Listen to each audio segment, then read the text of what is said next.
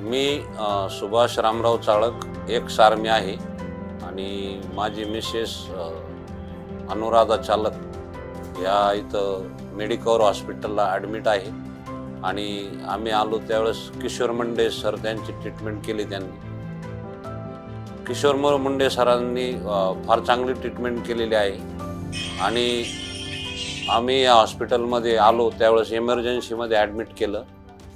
थोडा हलका ॲक्सिडेंट झाला होता आणि माझ्या मंडळीच्या उजव्या हाताच्या बोटाचं फ्रॅक्चर झालं होतं आणि वुंड पण होती। तो खूप छान ट्रीटमेंट केलेली आहे। आता पेशंट एकदम स्वस्थ आहे।